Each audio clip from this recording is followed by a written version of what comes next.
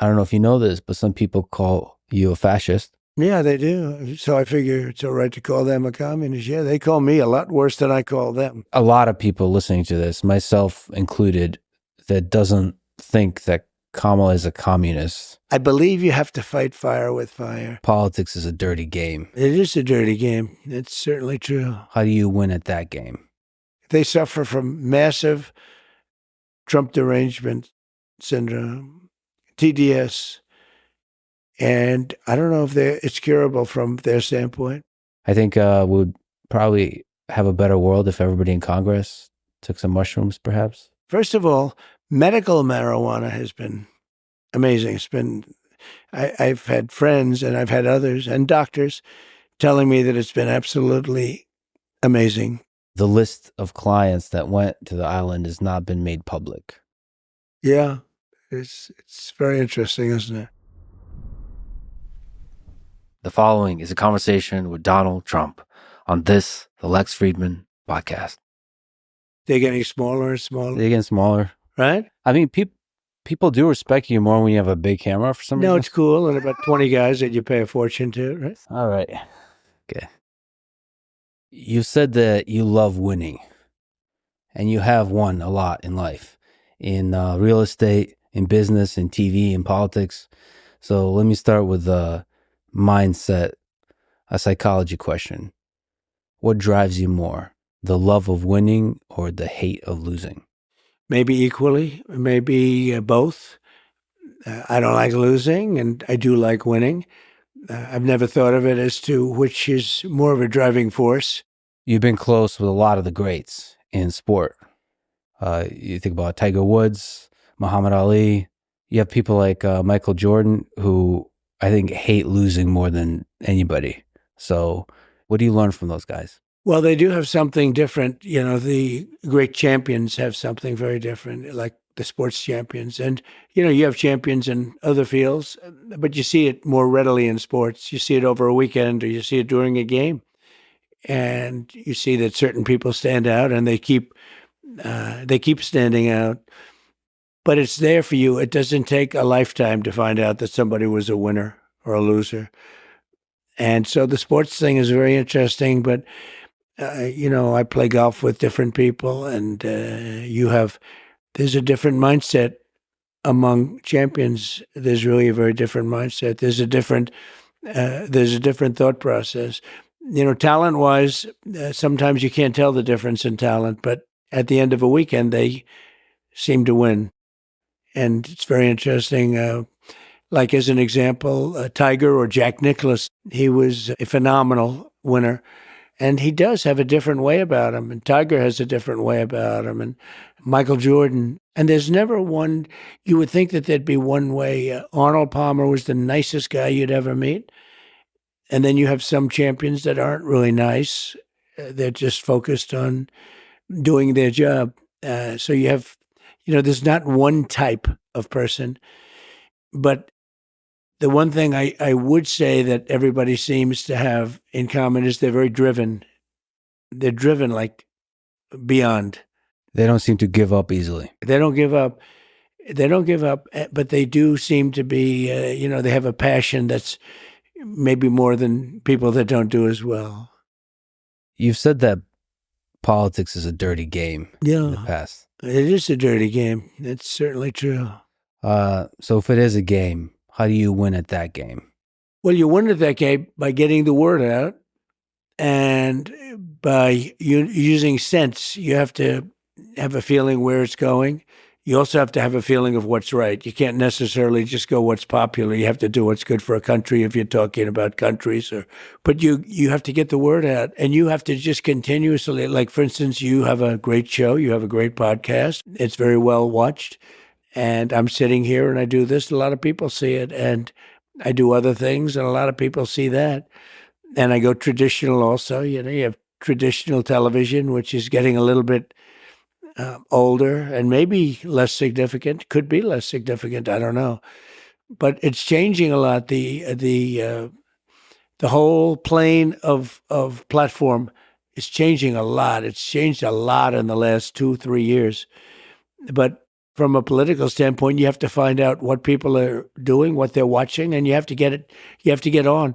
I just see that these platforms are starting to dominate. They're getting very big numbers. I did Spaces with Elon, and they got numbers like nobody's ever heard before. So, this is, you wouldn't do that on like radio. You wouldn't do those numbers, no matter how good a show. You wouldn't do those numbers on radio. You wouldn't do them on television. You've been successful in business. You've been successful in politics. What do you think is the difference between gaining success between the two different, disparate worlds? Yeah, and they're different, very different. I have a lot of people that are in business that are successful, and they'd like to go over to politics. And then you realize they can't speak. They choke. It's hard to make a speech in front of that. Let's say you're talking about a big audience, but I get very big audiences. And, for many people, it's virtually impossible to get up and speak for an hour and a half and have nobody leave. It's not an easy thing to do.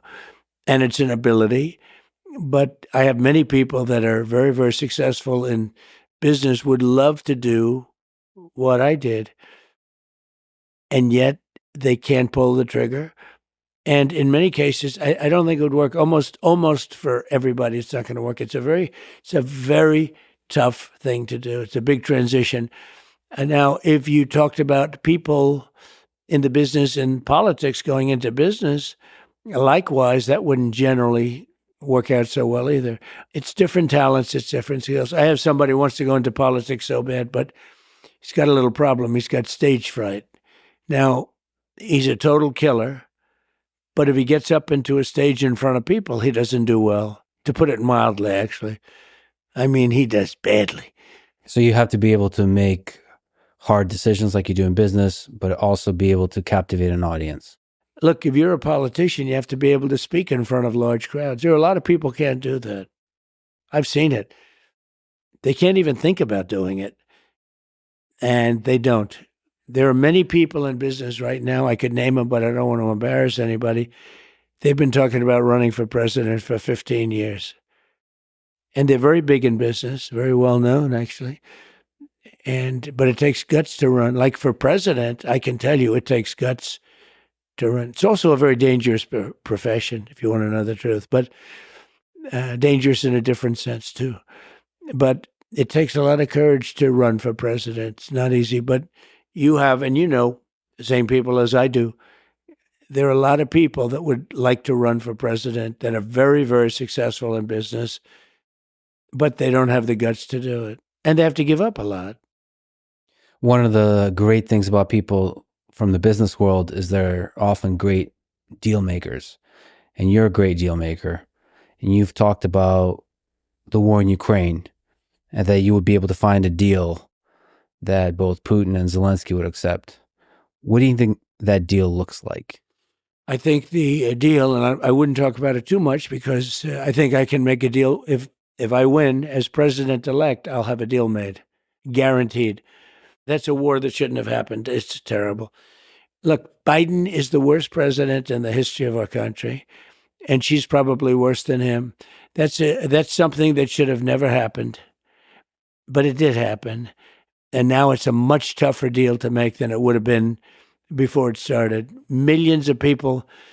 I think the number is going to be a lot higher when you see this all at some point iron out. I think the death numbers are going to be a lot higher than people think. When you take a look at the destruction and the buildings coming down all over the place in Ukraine, I think those numbers are going to be a lot higher. They lie about the numbers. They try and keep them low. They knocked down a building that's 2 blocks long. These are big buildings. And they say one person was mildly injured. No. A lot of people were killed. And there are people in those buildings, and they have no chance. Once they start coming down, there's no chance. So that's a war that absolutely has to get done. And then you have Israel, and then you have a lot of other places that are talking war. The world is a rough place right now. And a lot of it's because of the fact that America has no leadership. And I believe that she'll be probably worse than Biden. I watched the interview the other night. I mean, it was just a softball interview. So you would like to see her do more interviews, challenged more? I don't know. I can't believe the whole thing is happening. We had a man in there that should have never been in there. They kept him in a basement. They used COVID. They cheated, but they used COVID to cheat. They cheated without COVID too. But you had somebody in there, and now we have a woman that is not, I mean, she couldn't do an interview. This was a really soft interview. This is an interview where they're given a multiple choice questions, multiple guess. I call it multiple guess. And I don't think she did well. I think she did very poorly. How do you think you'll do in the debate coming up? It's in a few days. So I've done a lot of debating, only as a politician. I never debated. My first debate was the Rosie O'Donnell debate, right? The famous Rosie O'Donnell debate, the answer. But I've done well with debates. I mean, I became president. Then the second time I got millions more votes than I got the first time. So I was told if I got 63 million, which is what I got the first time, you would win. You can't not win.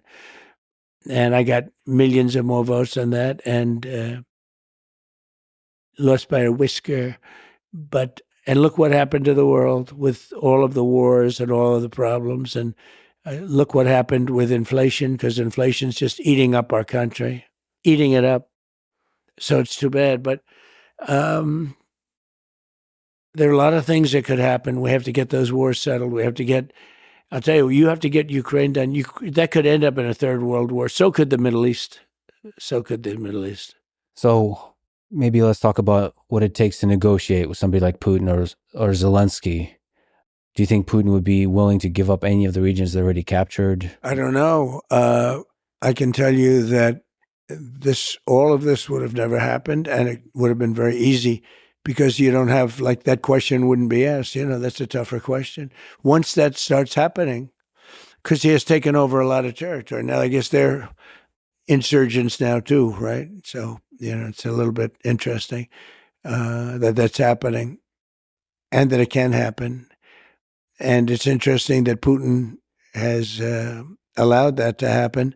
Look, that's one that should have never started. We have to get it stopped. Ukraine is being demolished. They're destroying a great culture that's largely destroyed. What do you think works better in those kinds of negotiations?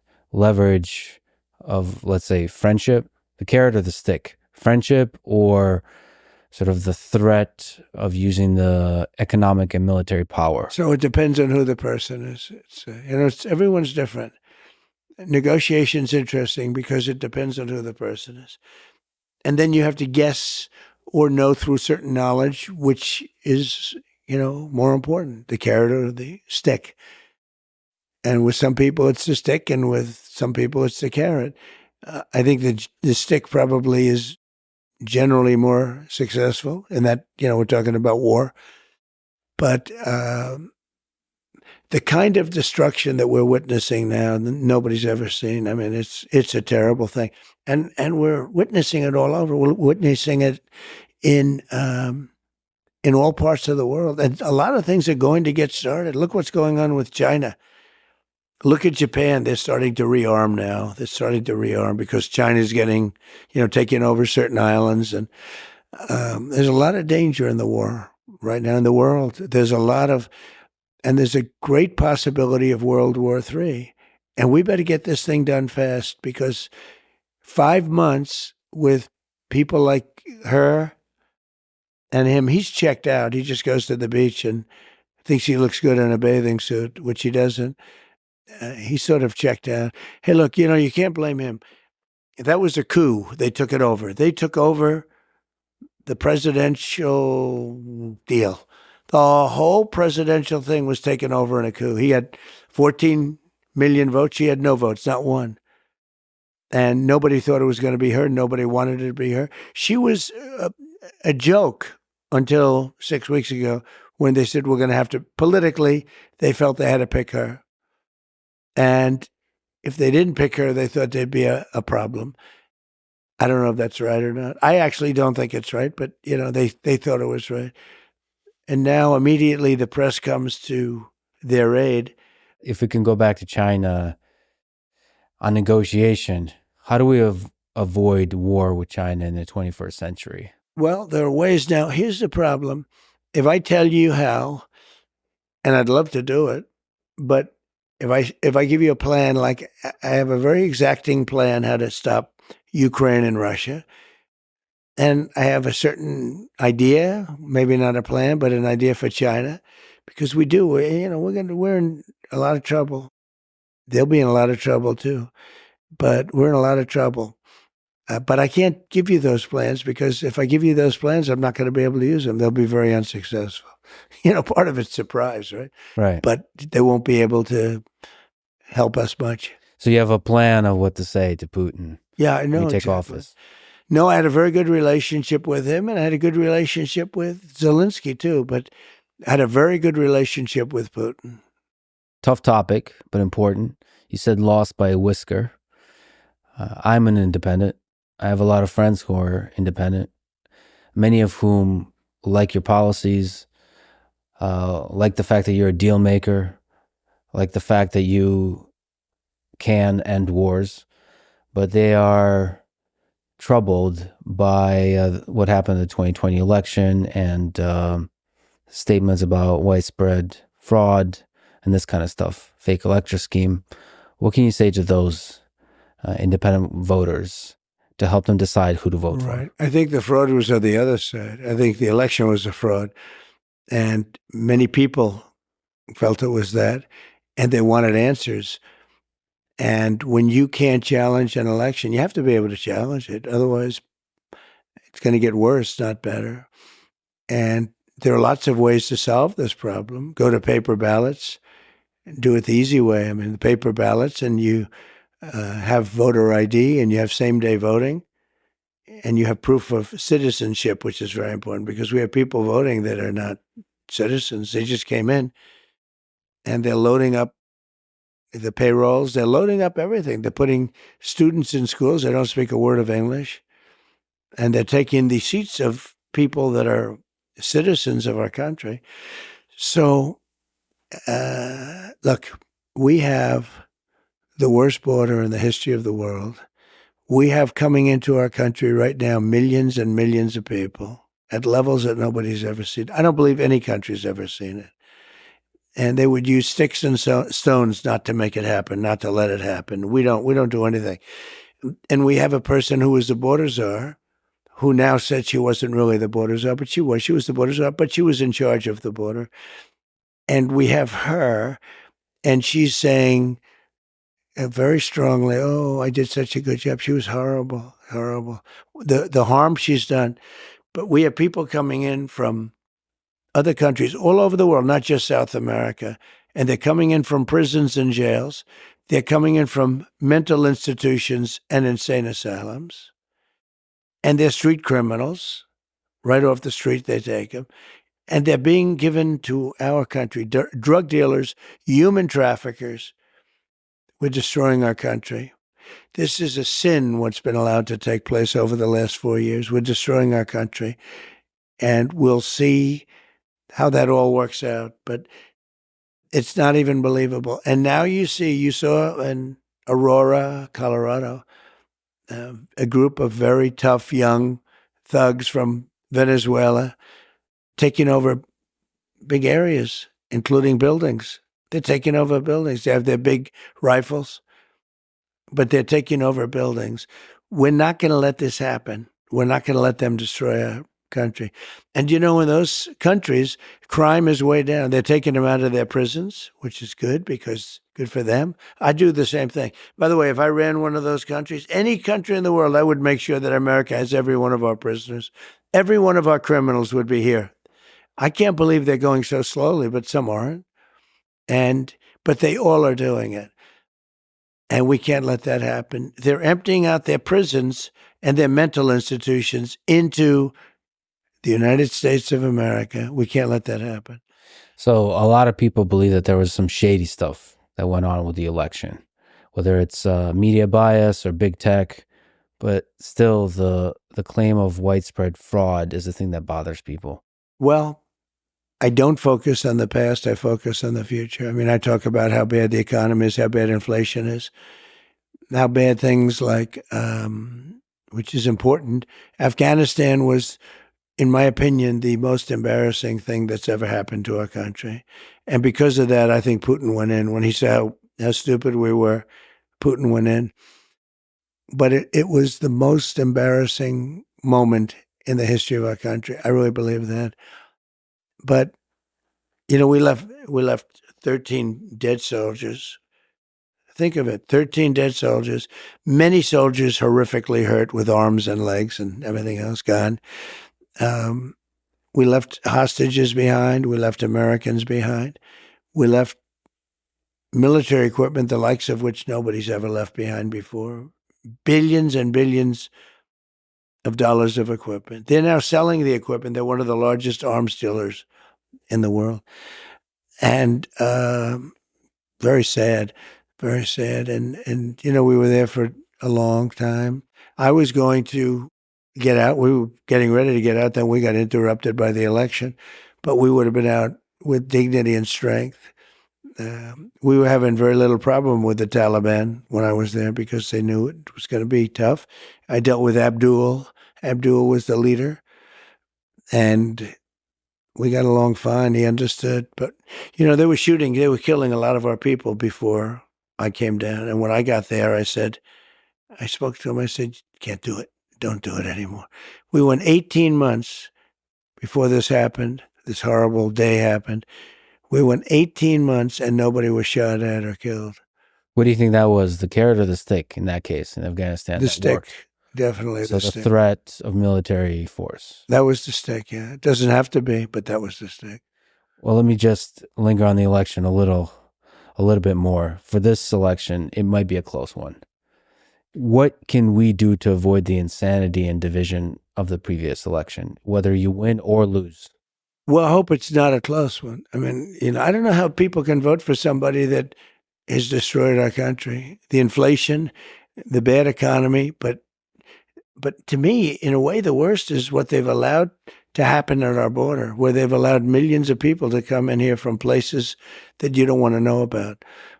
And I can't believe that that's going to be a close election. We're leading in the polls, and it looks close, but I think in the end, it's not going to be a close election.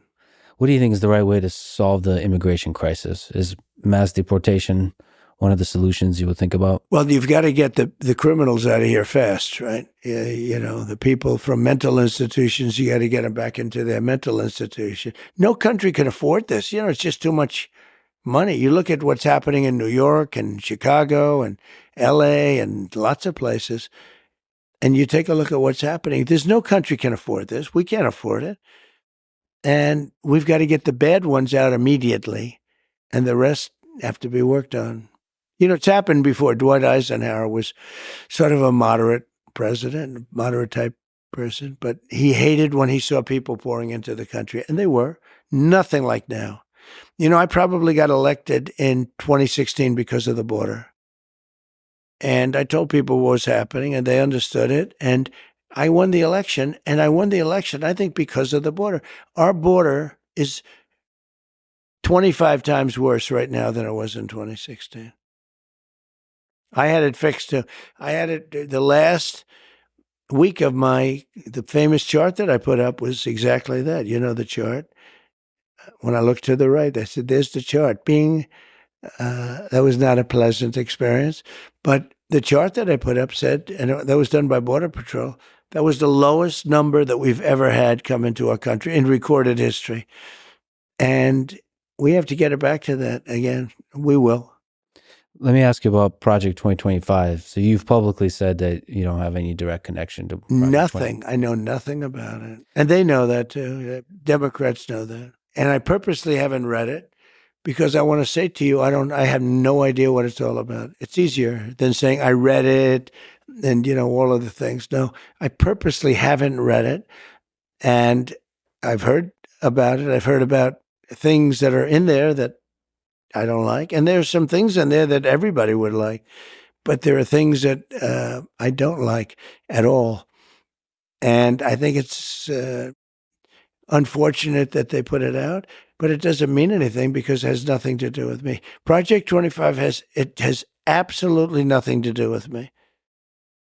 You posted recently about marijuana, and that you're okay with it being legalized, but it has to be done safely. Can you explain your policy there? Well, I just put out a paper. And first of all, medical marijuana has been amazing. It's been, I've had friends and I've had others and doctors telling me that it's been absolutely amazing, the medical marijuana. And we put out a statement that we can live with the marijuana. It's got to be a certain age, to buy it.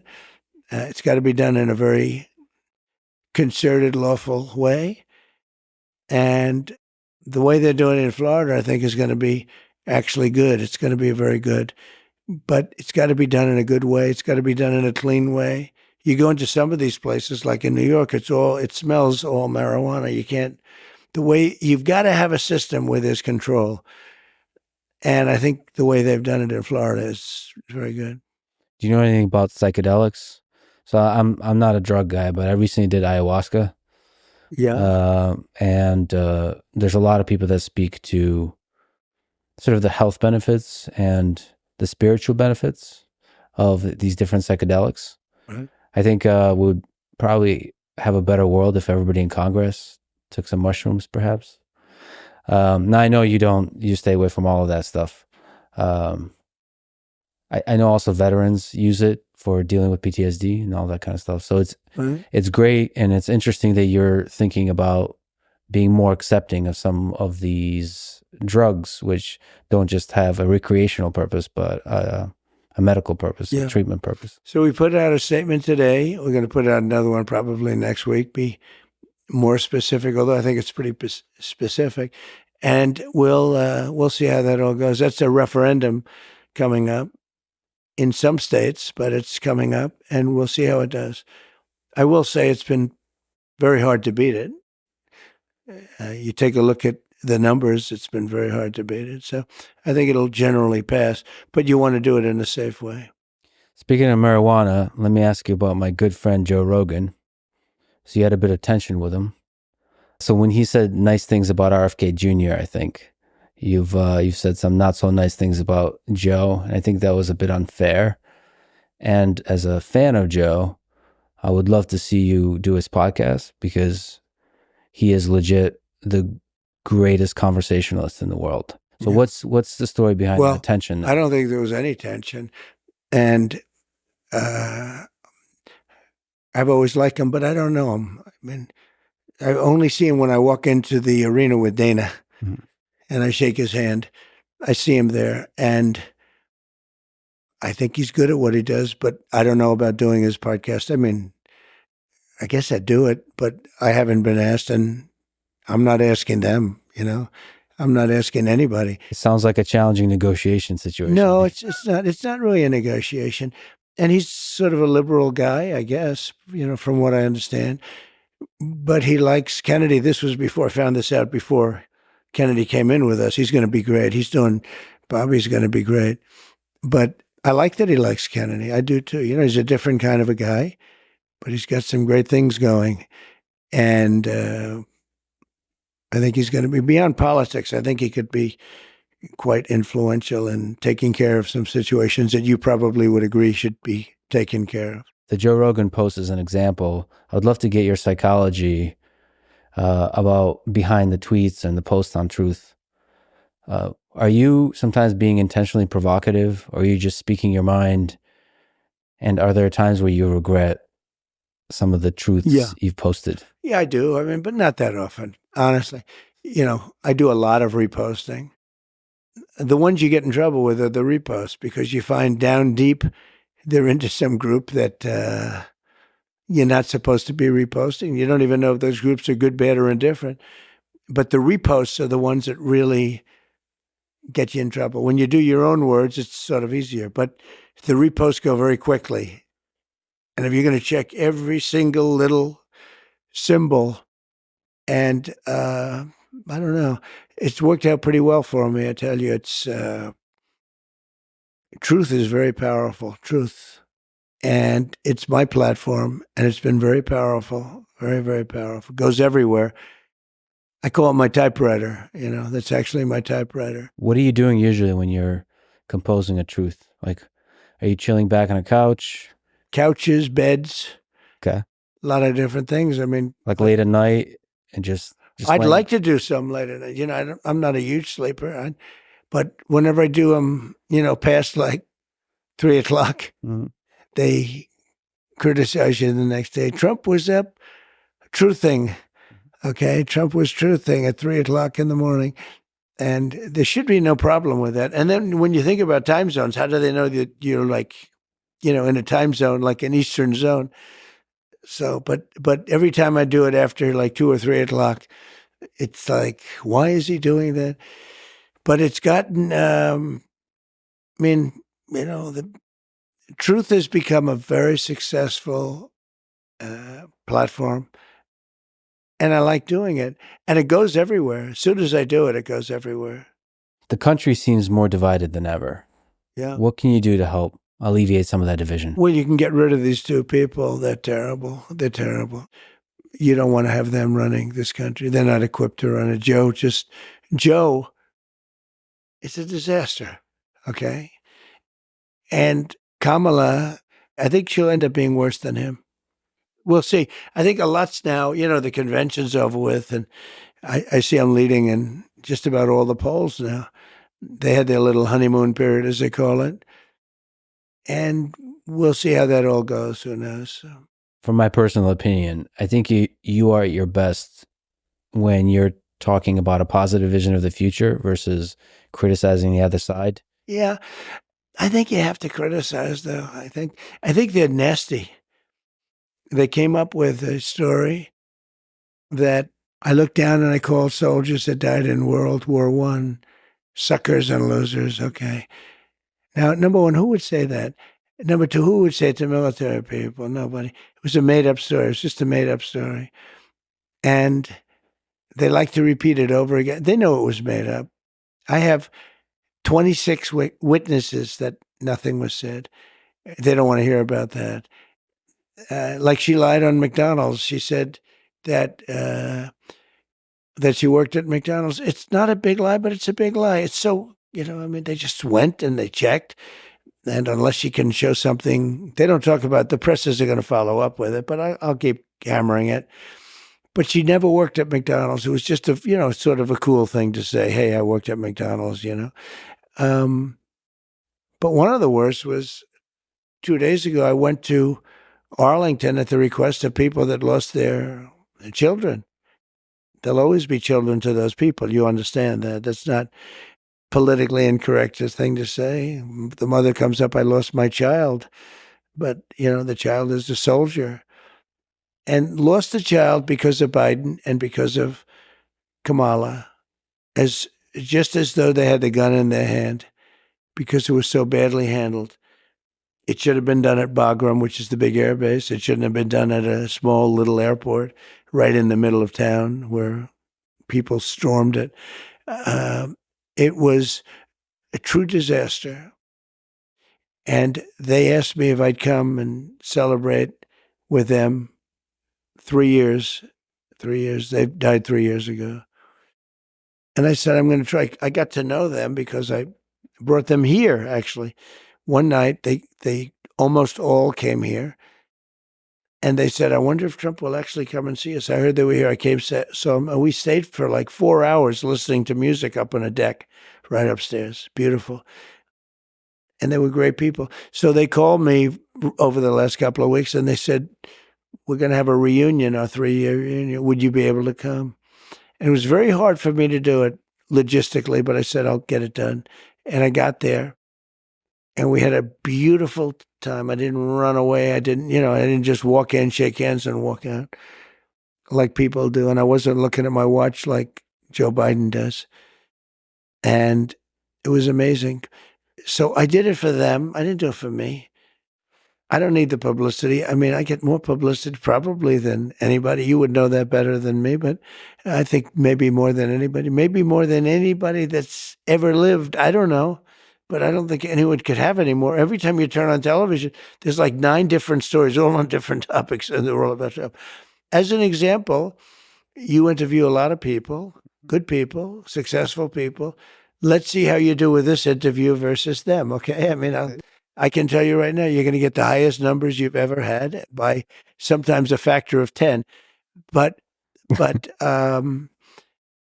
when a Gold Star family asks me to come in and spend time with them, and then they said, sir, we did a ceremony, and then we went down to the graves, which was quite a distance away. They said, sir, would you come to the grave? And then they said when we were there, it's very sad actually, because these people shouldn't have died. They shouldn't have died. They died because of Biden and because of Kamala. They died because, just like if they pulled the trigger, okay? Now, I don't know if that's controversial to say, but I don't think it is. Afghanistan was the most incompetently run operation I think I've ever seen, military or otherwise. They're incompetent. But the families asked me if I'd go. I did go. Then the family said, could we have a picture at the tombstone of my son? And we did. Son or daughter. There was a daughter too. And I took numerous pictures with the families. I don't know if anybody else that was in the pictures, but they were mostly families, I guess. That was it. And then I left. I spent a lot of time with them. Then I left, and I get home that night, and I get a call that the Biden administration with Kamala is accusing me of using Arlington for publicity. I was in just the opposite. Just the opposite. And actually, did you see, it just came out, the families actually put out a very strong statement defending me. They said, we asked him to be there. Well, politicians and the media can play those games, and you're right. Your name gets a lot of views. You're probably legit the most famous person in the world. But on the previous thing, in the spirit of unity, you used to be a Democrat. Yeah. Setting the politicians aside, what do you respect most about people who lean left, who are Democrats themselves or of that persuasion, progressives, liberals, and so on? Well, look, I respect the fact that everybody's in there. And, to a certain extent, life is what you do while you're waiting to die. So you might as well do a good job. I think in terms of what's happening now, I think, we have a chance to save the country. This country's going down. And I called it with Venezuela. I called it with a lot of different countries. And this country is going down. If we don't win this election, the election coming up on November 5th is the most important election this country's ever had. Because if we don't win it, I don't know that there'll be another election. And it's going to be a communist country or close. And there's a lot of people listening to this, myself included, that doesn't think that Kamala is a communist. Well, she's a Marxist. Her father's a Marxist. That's right. And she's advocating. It's a little unusual, She's advocating for some policies that are towards the direction of democratic socialism, let's say. But there's a lot of people that kind of know the way government works, and they say, well, none of those policies are going to actually come to reality. It's just being used during the campaign to, groceries are too expensive. We need them cheaper. So let's talk about price controls, and that's never going to come to reality. It could come to reality. Look, I mean, she came out with price control.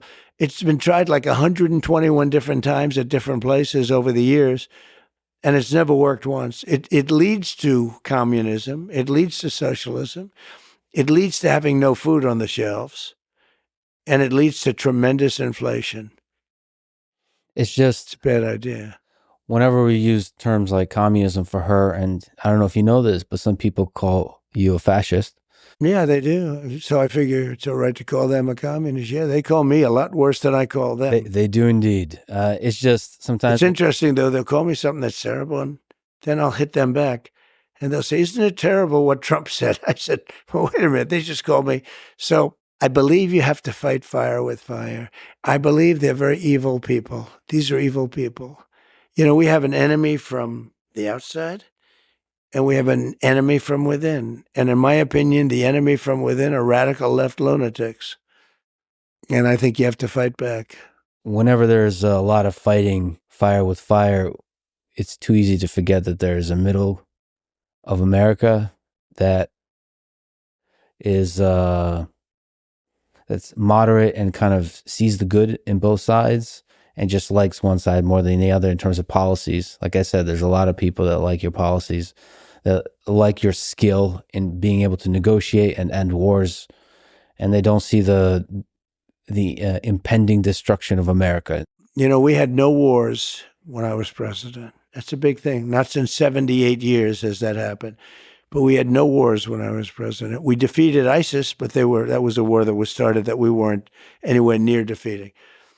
But think of it, I had no wars. And Viktor Orban, the prime minister of Hungary, said the world has to have Trump back because everybody was afraid of Trump. Now, that's what he said. So I'm not using that term, but I think they respected me. But he said China was afraid, Russia was afraid, everybody was afraid. And I don't care what word they use.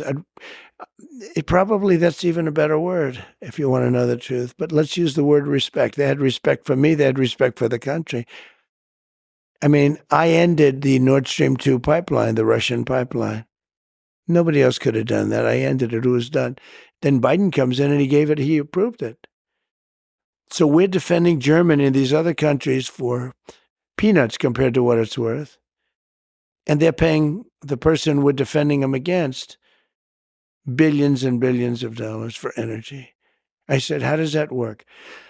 And we had it out with them, and it worked out good. And they paid hundreds of billions of dollars. Or you wouldn't even have a NATO right now. You wouldn't have NATO if it wasn't for me. As the leader of the United States, you were the most powerful man in the world. As you mentioned, not only the most famous, but the most powerful. And if you become leader again, you will have unprecedented power. Just on your own personal psychology, what does that power do to you? Is there any threat of it corrupting how you see the world? No, I don't think so. Look, I've been there for 4 years. I could have done a big number on Hillary Clinton. I thought it looked terrible to take the president's wife and put her in prison. She's so lucky. I didn't do anything. She's so lucky. Hillary is a lucky woman because I had a lot of people pushing me too. They wanted to see something, but I could have done something very bad. I thought it looked so bad. Think of it. You have the president of the United States, and you also had Secretary of State, right? She was. But you're going to put the president's wife in prison? And yet when I got out there, they have all these hoaxes. They're all hoaxes. But they have all these dishonest hoaxes, just like they did in the past with Russia. That was a hoax. The 51 different, agencies or agents, that was a hoax. The whole thing was a hoax. There was so many hoaxes and scams. But I didn't want to put her in jail. And I didn't. And I explained it to people. They say, lock her up. It doesn't. We won. I said, we don't want to put her in jail. We want to bring the country together. I want to bring the country together. You don't bring the country together by putting her in jail. But then when I got out, they went to work on me. It's amazing. And they suffer from massive Trump derangement syndrome, TDS. And I don't know if it's curable from their standpoint. A lot of people are very interested in footage of UFOs. The Pentagon has released a few videos, and there's been anecdotal reports from fighter pilots. So a lot of people want to know, will you help push the Pentagon to release more footage, which a lot of people claim is available? Oh, yeah, sure. I'll do that. I would do that. I'd love to do that. I have to do that. But they also are pushing me on Kennedy. Mm-hmm. And I did release a lot, but I had people come to me and beg me not to do it. But I'll be doing that very early on. But I would do that. There's a moment where you had some hesitation about Epstein, releasing some of the documents on Epstein. Why the hesitation? I don't think I'm not involved. I never went to his island, fortunately. But a lot of people did. Why do you think so many smart, powerful people allowed him to get so close? He was a good salesman. He was, was a hale and hearty type of guy. He had some nice assets that he'd throw around, like islands. But a lot of big people went to that island. But fortunately, I was not one of them. It's just very strange for a lot of people that the list of clients that went to the island has not been made public. Yeah, it's very interesting, isn't it? Probably will be, by the way. Probably. So if you're able to, you'll be... Yeah, I'd certainly take a look at it. Now, Kennedy's interesting because it's so many years ago. You know, they do that for danger, too, because, you know, it endangers certain people, et cetera, et cetera. So Kennedy is very different from the Epstein thing. But yeah, I'd be inclined to do the Epstein. I'd have no problem with it. That's great to hear.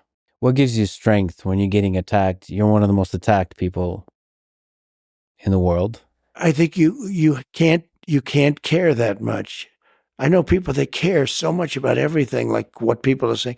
You can't care too much because you end up choking. One of the tragic things about life is that it ends. How often do you think about your death? Are you afraid of it? I have a friend who's very, very successful, and he's in his 80s, mid 80s. And he asked me that exact same question.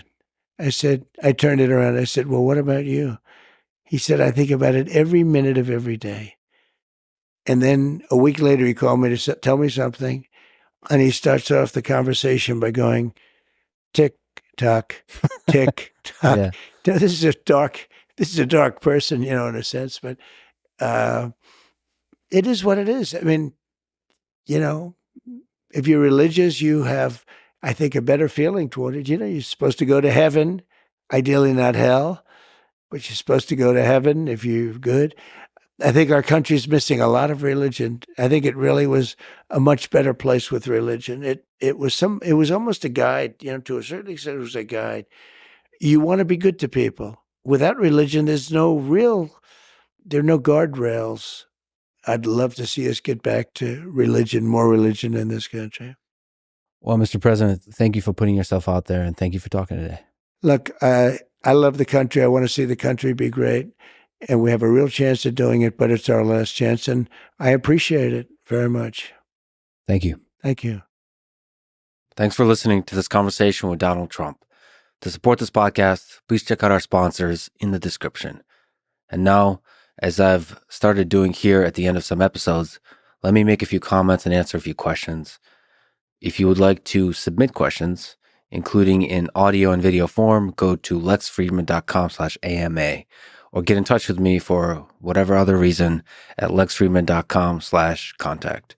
I usually do this in a t-shirt, but I figured for this episode, I'll keep my suit and tie on. So first, this might be a good moment to look back a bit. I've been doing this podcast for over 6 years, and I first and foremost have to say thank you. I'm truly grateful for the support and the love I've gotten along the way. It's been, I would say, the most unlikely journey, and on most days, I barely feel like I know what I'm doing. But I wanted to talk a bit about how I approach these conversations. Now, each conversation is its own unique puzzle, so I can't speak generally to how I approach these. But here, it may be useful to describe how I approach conversations with world leaders, of which I hope to have many more and do a better job every time. I read a lot of history, and I admire the historian perspective. As an example, I admire William Shirer, the author of many books on Hitler, including The Rise and Fall of the Third Reich. He was there and lived through it and covered it objectively to the degree that one could.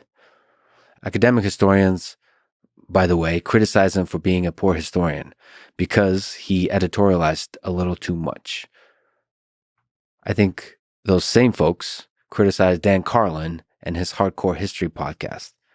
I respect their criticism, but I fundamentally disagree. So in these conversations with world leaders, I try to put on my historian hat. I think in the realm of truth and public discourse, there's a spectrum between the ephemeral and the eternal. The outrage mob and clickbait journalists are often focused on the ephemeral, the current thing, the current viral shitstormer of mockery and derision. But when the battle of the day is done, most of it will be forgotten. a few true ideas will remain, and those the historian hopes to capture. Now, this is much easier said than done. It's not just about having the right ideals and the integrity to stick by them. It's not even just about having the actual skill of talking, which I still think I suck at. But let's say it's a work in progress. You also have to make the scheduling work and set up the entirety of the environment in a way that is conducive to such a conversation. This is hard, really hard, with political and business leaders. They are usually super busy, and in some cases super nervous because, well, they've been screwed over so many times with clickbait, gotcha journalism. So to convince them and their team to talk for 2, 3, 4, 5 hours is hard. And I do think a good conversation requires that kind of duration. And I've been thinking a lot about why. I don't think it's just about needing the actual time of 3 hours to cover all the content. I think the longer form with a hypothetical skilled conversationalist relaxes things and allows people to go on tangents and to banter about the details, because I think it's in the details that the beautiful complexity of the person is brought to light. Anyway, I look forward to talking to more world leaders and doing a better job every time, as I said. I would love to do interviews with Kamala Harris and some other political figures on the left and right, including Tim Walz, AOC, Bernie, Barack Obama, Bill and Hillary, and on the right, J.D. Vance, Vivek, George W., and so on. And on the topic of politics, let me say, as an immigrant, I love this country, the United States of America. I do believe it is the greatest nation on earth. And I'm grateful for the people on the left and the right who step into the arena of politics to fight for this country that I do believe they all love as well. I have reached out to Kamala Harris, but not many of the others. I probably should do a better job of that. But I've been doing most of this myself, all the reach out, scheduling, research, prep, recording, and so on. And on top of that, I very much have been suffering from imposter syndrome, with a voice in my head constantly pointing out when I'm doing a shitty job. Plus, a few folks graciously remind me on the internet the very same sentiment of this aforementioned voice. All of this, while I have the option of just hiding away at MIT, programming robots, and doing some cool AI research with a few grad students, or maybe joining an AI company, or maybe starting my own. All these options make me truly happy. But like I said, on most days, I barely know what I'm doing, so who knows what the future holds. Most importantly, I'm forever grateful for all of you, for your patience and your support throughout this roller coaster of a life I've been on. I love you all. Okay, now let me go on to some of the questions that people had. I was asked by a few people to comment on Pavel Durov's arrest and on X being banned in Brazil. Let me first briefly comment on the Durov arrest. So, basic facts. Pavel Durov is CEO of Telegram, which is a messenger app that has end-to-end encryption mode. It's not on by default, and most people don't use the end-to-end encryption, but some do. Pavel was arrested in France on a long list of charges related to quote-unquote criminal activity carried out on the Telegram platform and for quote-unquote providing unlicensed cryptology services. I think Telegram is indeed used for criminal activity by a small minority of its users. For example, by terrorist groups to communicate. And I think we all agree that terrorism is bad. But here's the problem. As the old saying goes, one man's terrorist is another man's freedom fighter. And there are many cases in which the world unilaterally agrees who the terrorists are. But there are other cases when governments, especially authoritarian inclined governments, tend to propagandize and just call whoever's in the opposition, whoever opposes them, terrorists. There is some room for nuance here. But to me, at this time, it seems to obviously be a power grab by government wanting to have backdoor access into every platform so they can have censorship power against the opposition. I think generally government should stay out of censoring or even pressuring social media platforms. And I think arresting a CEO of a tech company for the things said on the platform he built is just nuts. It has a chilling effect on him, on people working at Telegram, and on people working at every social media company. and also people thinking of launching a new social media company. Same is the case of X being banned in Brazil. It's, I think, a power grab by Alexandre de Moraes, a Supreme Court justice in Brazil. He ordered X to block certain accounts that are spreading quote-unquote misinformation. Elon and X denied the request. Then de Moraes threatened to arrest X representatives in Brazil, and in response to that, X pulled the representatives out of Brazil, obviously, to protect them. And now, X, having no representatives in Brazil, apparently violates the law. Based on this, de Moraes banned X in Brazil. Once again, it's an authoritarian figure seeking censorship power over the channels of communication. I understand that this is complicated because there are evil people in the world, and part of the role of government is to protect us from those evil people. But, as Benjamin Franklin said, those who can give up essential liberty to obtain a little temporary safety deserve neither liberty nor safety. So it's a trade-off. But I think in many places in the world, many governments have leaned too far away at this time from liberty. Okay, next up, I got a question on AI, which I emotionally connected with. I'll condense it as follows. Hello, Lex. I'm a programmer, and I have a deep fear of slipping into irrelevance because I am worried that AI will soon exceed my programming skills. Let me first say that I relate to your fear. It's scary to have a thing that gives you a career and gives you meaning to be taken away. For me, programming is a passion. And if not for this podcast, it would probably, at least in part, be my profession. So I get an uncomfortable feeling every time Claude, the LLM I use for coding at this time, just writes a lot of excellent, approximately correct code. I think you can make a good case that it already exceeds the skill of many programmers, at least in the same way that the collective intelligence of Stack Overflow exceeds the skill of many programmers, many individual programmers. But in many ways, it still does not. But I think eventually, more and more, the task, the profession of programming will be one of writing natural language prompts. I think the right thing to do, and what I'm at least doing, is to ride the wave of the ever-improving code-generating LLMs and keep transforming myself into a big-picture designer versus low-level tinkerer. What I'm doing and what I recommend you do is continually switch to whatever state-of-the-art tool is for generating code. So for me currently, I recently switched from VS Code to Cursor, and before that it was Emacs to VS Code switch. So Cursor is this editor that's based on VS Code that leans heavily on LLMs and integrates the code generation really nicely into the editing process. So it makes it super easy to continually use the LLMs. So what I would advise and what I'm trying to do myself is to learn how to use it and to master its code generation capabilities. I personally try to now allocate a significant amount of time to designing with natural language first versus writing code from scratch.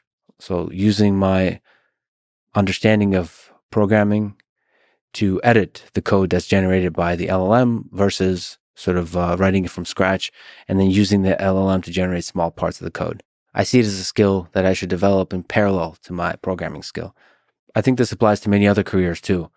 Don't compete with AI for your job. Learn to use the AI to do that job better. But yes, it is scary on some deep sort of human level, the threat of being replaced. But at least I think we'll be okay. All right, next up, I got a very nice audio message and question from a gentleman who is 27 and feeling a lot of anxiety about the future. Just recently, he graduated with a bachelor's degree and he's thinking about going to grad school for biomedical engineering. But there is a lot of anxiety. He mentioned anxiety many times in the message. It took him an extra while to get his degree, so he mentioned he would be 32 by the time he's done with his PhD. So it's a big investment. But he said in his heart, he feels like he's a scientist. I think that's the most important part of his message, of your message. By the way, I'll figure out how to best include audio and video messages in future episodes. Now, on to the question. So thank you for telling me your story and for submitting the question. My own life story is similar to yours. I went to Drexel University for my bachelor's, master's, and doctorate degrees. And I took a while, just as you're doing. I did a lot of non-standard things that weren't any good for some hypothetical career I'm supposed to have. I trained and competed in judo and jiu-jitsu for my entire 20s. Got a black belt from it. I wrote a lot, including a lot of really crappy poetry. I read a large amount of non-technical books, history, philosophy, and literature. I took courses on literature and philosophy that weren't at all required for my computer science and electrical engineering degrees, like a course on James Joyce. I played guitar in bars around town. I took a lot of technical classes, many, for example, on theoretical computer science, that were way more than were needed for the degree. I did a lot of research, and I coded up a bunch of projects that didn't directly contribute to my dissertation. It was pure curiosity and the joy of exploring. So, like you, I took the long way home, as they say, and I regret none of it.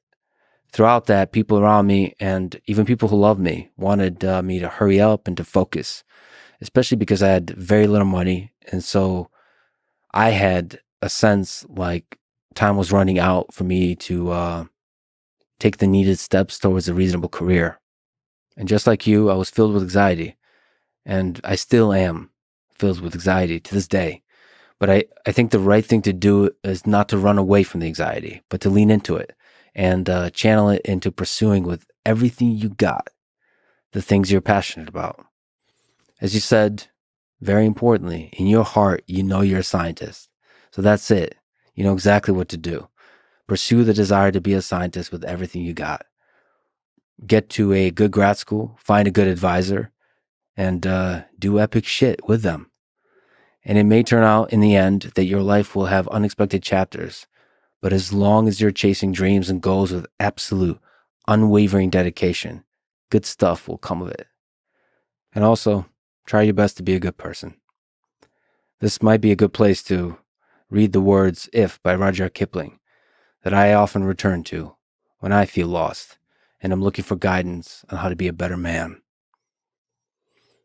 If you can keep your head when all about you are losing theirs and blaming it on you, if you can trust yourself when all men doubt you, but make allowance for their doubting too, if you can wait and not be tired by waiting, or being lied about, don't deal in lies, or being hated, don't give way to hating, and yet don't look too good, nor talk too wise.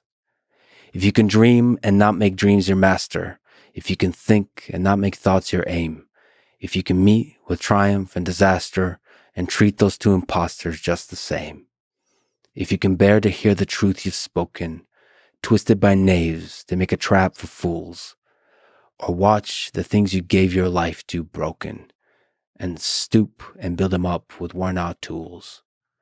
If you can make one heap of all your winnings and risk it on one turn of pitch and toss, and lose and start again at your beginnings, and never breathe a word about your loss. If you can force your heart and nerve and sinew to serve your turn long after they're gone, and so hold on when there's nothing in you except the will which says to them, hold on. If you can talk with crowds and keep your virtue, or walk with kings nor lose the common touch, if neither foes nor loving friends can hurt you, if all men count with you, but none too much. If you can fill the unforgiving minute with 60 seconds worth of distance run, yours is the earth and everything that's in it, and which is more, you'll be a man, my son. Thank you for listening, and see you next time.